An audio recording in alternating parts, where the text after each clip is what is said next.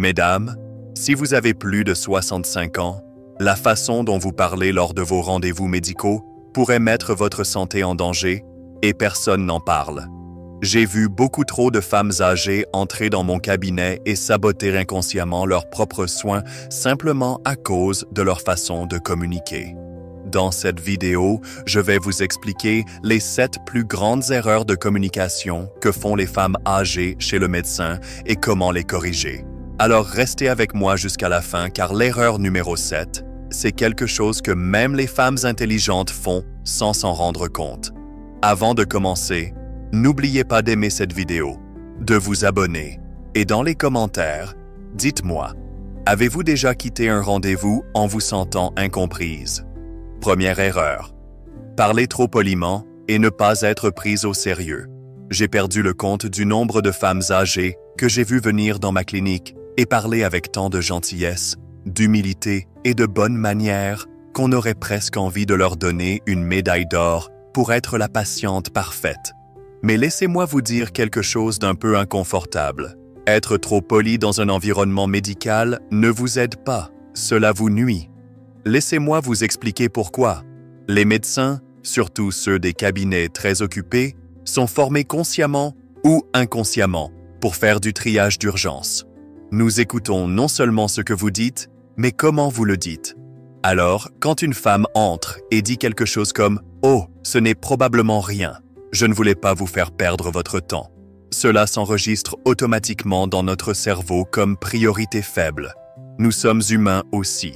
Et si vous signalez que ce n'est pas grave, nous pourrions inconsciemment être d'accord. Mais voici le problème. Beaucoup de ces cas, probablement rien, s'avèrent être quelque chose. Une toux persistante devient une maladie pulmonaire précoce. Un peu de fatigue s'avère être du diabète non traité. Ce n'est pas votre travail de décider à quel point quelque chose est sérieux. C'est votre travail de le présenter clairement. Vous n'avez pas besoin d'être impoli. Vous n'avez pas besoin d'entrer en trombe et de crier. Mais vous devez être affirmé. Au lieu de « Je sais que vous êtes occupé. Je pensais juste demander », dites « J'ai ce problème depuis 2 semaines et j'ai besoin de savoir ce qui le cause ». Ce simple changement de ton montre que vous valorisez votre temps, votre santé et votre corps. Et cela apprend à votre médecin à vous prendre au sérieux parce que vous vous prenez au sérieux. Deuxième erreur, utiliser des descriptions vagues qui mènent à un mauvais diagnostic. Parlons d'un exemple classique de comment le manque de précision peut mener à de mauvais soins. Une femme est venue me voir, une charmante dame de 72 ans. Et quand je lui ai demandé ce qui l'amenait, elle a dit « Je ne me sens pas dans mon assiette dernièrement ». Alors, j'ai posé une question de suivi. « Que voulez-vous dire par là ?» Elle a répondu « Je ne sais pas, juste un peu bizarre ». Maintenant, j'apprécie son honnêteté, mais en tant que médecin, j'ai besoin de détails pour faire mon travail. Cette phrase « se sentir bizarre » pourrait signifier n'importe quoi. Fatigue, anxiété, vertige, nausée, tension artérielle basse, problème de rythme cardiaque, même début de démence. C'est comme dire « ma voiture agit bizarrement » et s'attendre à ce que le mécanicien la répare sans ouvrir le capot. Je l'ai gentiment encouragée à être plus spécifique. Et finalement, elle a admis qu'elle avait des étourdissements chaque matin en sortant du lit, plus des difficultés à se souvenir de petites choses, comme où elle avait mis ses clés. Et c'était un signal d'alarme majeur. Il s'est avéré qu'elle avait une tension artérielle basse due à un problème de médicaments et les premiers signes de déclin cognitif vasculaire. Si elle ne s'était pas ouverte, nous aurions pu balayer cela comme du vieillissement. Alors, voici mon conseil pour vous. Soyez aussi précise que possible. Avant votre rendez-vous, notez quel est le symptôme, quand cela a commencé, à quelle fréquence cela se produit, ce qui l'améliore ou l'aggrave, et comment cela affecte votre vie quotidienne. C'est de l'or pour votre médecin, et cela pourrait faire la différence entre être écarté et avoir une percée. Troisième erreur, ne pas parler quand quelque chose ne va pas. Il y a quelque chose que j'entends beaucoup trop souvent, et cela me fend toujours le cœur. Une patiente dira « Oh, j'ai pensé que c'était juste mon âge. Je ne voulais pas faire d'histoire. Je suppose que ce genre de choses arrive quand on vieillit. » Laissez-moi vous dire tout de suite, ce n'est pas parce que quelque chose est commun que c'est normal. Oui, vieillir apporte des changements. Vos articulations peuvent se raidir, votre sommeil peut changer et votre peau peut s'amincir.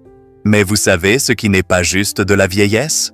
Oppression thoracique, fatigue soudaine, vision floue, perte de poids inexpliquée, nouveaux problèmes digestifs, saute d'humeur sévère, chute fréquente. Le danger ici est la normalisation. Vous ressentez quelque chose de nouveau ou d'étrange et au lieu de le questionner, vous l'absorbez silencieusement. Vous vous adaptez, vous endurez, et ce silence retarde le diagnostic. Il donne aux problèmes évitables le temps de devenir dangereux. J'ai eu une fois une femme qui venait et qui ressentait une pression dans le haut de la poitrine depuis quelques mois. Rien d'insupportable, juste assez pour le remarquer. Elle supposait que c'était de l'arthrite ou peut-être du reflux. Mais quand elle en a finalement parlé, il s'est avéré que c'était un blocage partiel dans une artère coronaire. À un mauvais jour d'une crise cardiaque. S'il vous plaît, écoutez votre corps. Si quelque chose ne va pas, c'est probablement le cas. Et plus tôt vous parlez, meilleur est le résultat. 4e erreur, minimiser les symptômes pour éviter de paraître dramatique. Il y a une épidémie silencieuse parmi les femmes âgées. Ce n'est pas un virus ou une maladie. C'est la peur d'être étiquetée comme dramatique. Je le vois tout le temps. Une femme vient avec des symptômes vraiment sévères, mais au lieu de les assumer, elle les emballe avec des avertissements. Ce n'est pas si grave, vraiment. Je réagis probablement trop. Je suis sûr que vous avez vu pire. Vous savez ce qui se passe vraiment? Vous me protégez, moi le médecin, du fardeau de votre douleur. Vous essayez de ne pas être trop. Vous vous inquiétez de prendre trop de place. Mais laissez-moi vous dire quelque chose en toute sincérité. Vous n'êtes pas trop. Votre santé n'est pas un inconvénient. Votre douleur n'est pas une plaisanterie. J'ai eu une fois une patiente qui est venue se plaignant d'un inconfort abdominal léger. Elle l'a évalué à 4 sur 10, mais son visage racontait une autre histoire. Elle était pâle, tendue et grimaçait à chaque mouvement. Après avoir insisté gentiment, elle a finalement admis qu'elle avait eu des douleurs sévères pendant des jours, mais ne voulait pas en faire toute une histoire. Cette douleur s'est avérée être une diverticulite aiguë. Elle a nécessité un séjour à l'hôpital et des antibiotiques. Si elle avait parlé plus tôt, nous aurions pu éviter cela complètement. Minimiser vos symptômes ne vous rend pas forte. Cela rend plus difficile pour nous de vous aider. Alors, s'il vous plaît, donnez-nous l'image complète. Si c'est un 8 sur 10, dites que c'est un 8. Si cela vous réveille la nuit, dites-le. Si cela affecte votre humeur, votre appétit ou vos mouvements, dites tout. Vous méritez d'être prise au sérieux, et cela commence par vous prendre au sérieux. 5e erreur. Laissez quelqu'un d'autre parler pour vous quand vous ne devriez pas. Maintenant, laissez-moi être clair. Il n'y a rien de mal à amener un proche à un rendez-vous médical. En fait, je l'encourage dans de nombreux cas. Avoir une deuxième paire d'oreilles peut aider à attraper des choses que vous manquez, et c'est réconfortant d'avoir quelqu'un à vos côtés. Mais il y a un changement subtil que j'ai vu chez les femmes âgées qui m'inquiète. À un moment donné, beaucoup commencent à confier toute la conversation à leurs enfants, conjoints ou soignants. Et ce faisant, elles perdent le contrôle de leur propre récit de santé. Je me souviens d'un rendez-vous vividement. Une fille a amené sa mère de 75 ans. La mère était complètement capable de parler, penser et s'exprimer, mais la fille répondait à chaque question avant que sa mère puisse ouvrir la bouche. « Quels symptômes a-t-elle eu ?» j'ai demandé. « Elle a eu des vertiges. Depuis combien de temps cela dure-t-il ?»« Environ 2 semaines. » Je me suis finalement tourné directement vers la mère et j'ai dit gentiment « Êtes-vous d'accord avec cela ?» Elle a souri faiblement et a dit « Eh bien, en fait, cela a commencé il y a environ 1 mois et j'ai fait un malaise une fois. » Détail énorme, complètement manqué. Voici le problème. Quand quelqu'un parle pour vous, il se peut qu'il ne comprenne pas tout à fait bien. Il peut omettre des détails émotionnels, minimiser la douleur ou oublier les délais. Il filtre l'histoire à travers son objectif, pas le vôtre. Encore pire, quand vous restez silencieuse, les médecins peuvent commencer à s'adresser à votre compagnon au lieu de vous. Et quand cela arrive, vous risquez de devenir invisible dans la pièce même qui est censée vous centrer. À moins que vous ne soyez cognitivement altéré ou très malade, vous devez mener la conversation. C'est votre corps, votre vie, votre santé. Laissez vos proches vous soutenir, mais ne leur donnez pas le microphone. Parlez. Interrompez si nécessaire. Dites « En fait, j'aimerais expliquer cela moi-même. » Parce que personne ne peut raconter votre histoire mieux que vous. 6e erreur, ne pas poser de questions de suivi. Voici une vérité qui pourrait vous surprendre. Les médecins n'expliquent pas toujours bien les choses. Non pas parce que nous nous en fichons, mais parce que nous sommes formés dans un langage qui est souvent clinique, précipité et plein de jargon. Nous jetons des mots comme bénin, inflammation, dégénération légère, et nous attendons des patients qu'ils comprennent ce que cela signifie pour leur vie. Mais beaucoup de femmes âgées ne veulent pas paraître difficiles. Alors, elles hochent poliment la tête et disent « D'accord », même quand elles sont complètement confuses. C'est un gros problème. J'ai eu une fois une patiente qui a quitté un rendez-vous pensant que son diagnostic de sténose modérée signifiait qu'elle avait un cancer. Elle a passé 2 semaines en mode panique, perdant le sommeil, redoutant le pire parce qu'elle n'a pas demandé ce que le terme signifiait. Et malheureusement, je ne l'ai pas assez bien clarifié. Voici ce que je veux que chaque femme senior se rappelle. Vous avez droit à la compréhension, pas seulement à l'information. Cela signifie. Que signifie exactement ce mot en termes simples? À quel point c'est sérieux? Est-ce quelque chose qui va empirer? Quelles sont les options de traitement? Que dois-je surveiller? Comment cela va-t-il affecter ma vie quotidienne? Si vous ne comprenez pas ce que votre médecin a dit au moment où vous quittez la pièce, ne partez pas. Demandez, clarifiez, repoussez si nécessaire. Les médecins travaillent pour vous. Vous n'êtes pas là pour nous impressionner ou nous mettre à l'aise. Vous êtes là pour obtenir des éclaircissements sur votre corps et votre avenir. Et les bons médecins respectent les patients qui plaident pour eux-mêmes.